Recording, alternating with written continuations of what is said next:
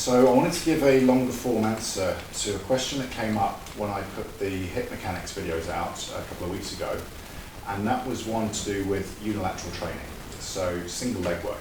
Now what I mean by that is split squats, Bulgarian split squats, lunges, single leg deadlifts, anything where your goal is to train one leg at a time, which is a really important part of pretty much everybody's programming, or it should be. Now, the question I was asked, and this question I've been asked many times before, so it's a very relevant question, is why I coach single leg work the way that I do, meaning with a forward-leaning torso. Whereas the person who'd asked the question had always been told to coach these exercises with a bolt upright torso. So bolt upright relative to the space around them, relative to the room. So I wanted just to link that back to functional anatomy of the hip and the pelvis, which has got to be the cornerstone of everything that we do. All right. If we understand our functional anatomy, we really understand how to program and coach pretty much any exercise. So that constant has got to be at the the foundation of how we build our programs and how we build our coaching cues. So if we have a look at what a hip and a pelvis can do and what it can't do in a split squat or in a lunge position, then hopefully that will answer the question. Now, a lunge or a split squat, any kind of unilateral training like that, will require one leg to be in front and one leg to be behind. Right, that's the position we're trying to achieve. Right, so it's going to require one hip to be in extension at the same time as the other hip to be in flexion. All right.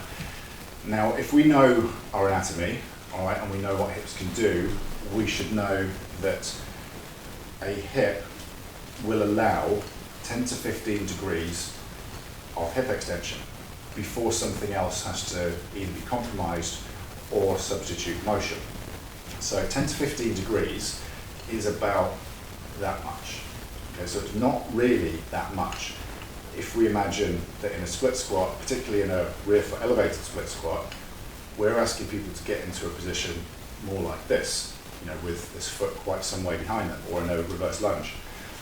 Now, if we look at where a pelvis is positioned, all right, that should help us understand where this extension or this motion is coming from.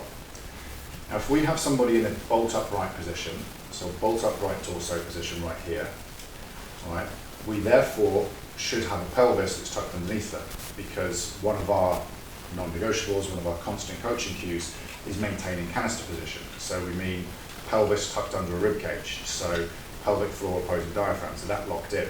So if we're maintaining a canister position and we've got a bolt upright torso, we have got a pelvis that's tucked underneath.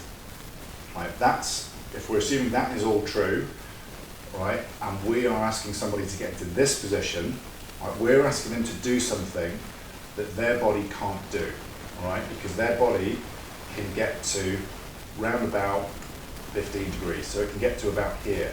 If we're asking them to get to here, right, without allowing this to move, what we are doing is, and you can probably see, is when we force this range of motion right here, this ball, so that femoral head, that ball in the socket, actually rides forward in the socket, or rather out of the socket.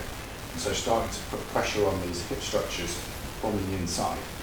And that links into what we were talking about a couple of weeks ago with regards to tight hip flexors, hip flexor stretches, and all of that stuff, which is what prompted this question. So hence it's a very smart question. Now, if we've got a neutral pelvis and we are forcing range right here, right, we are asking this femoral head to do something we don't want it to do. So we're asking it to ride forward out of the hip socket right here. Right, that is if the pelvis is staying rigidly neutral right here, okay, or rigidly flat, I guess. Now, what we can do is allow that pelvis to move. All right.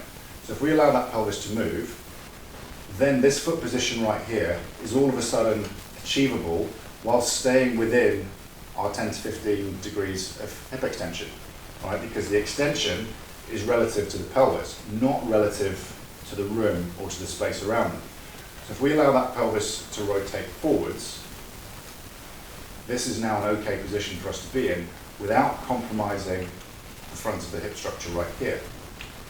However, if we've allowed a pelvis to go here, and we're asking a torso to be here, what we've done is extended a lumbar spine, and we've lost our canister position, and we've created the scissor position. So we've done the opposite of what we're trying to do with all of our cueing and all of the work that we talk about with core control, and rib position, and hip position. Okay, so if we're asking somebody to get into a split squat, into a long lunge, reverse lunge or anything like that, and we're also asking them to keep an upright torso, right, we're asking them to do one of two things that we aren't intentionally asking them to do, but are necessary for them to achieve that position. So if we're saying to somebody, bolt upright torso, and also do this, one of two things is happening.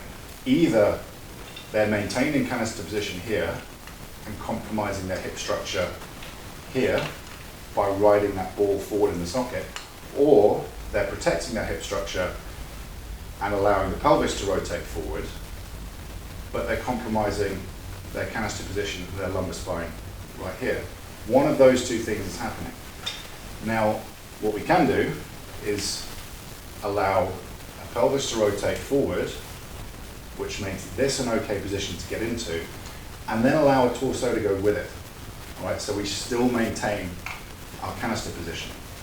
All right, that allows this structure to remain safe, and also this structure to remain safe whilst training one leg. So that is the reason why I was going to say allow, but I encourage it. I actively encourage this slight forward lean, which allows a canister position, so this ribs down position opposing a pelvis, and it allows a pelvis to permit the rear foot position that I want people to get into.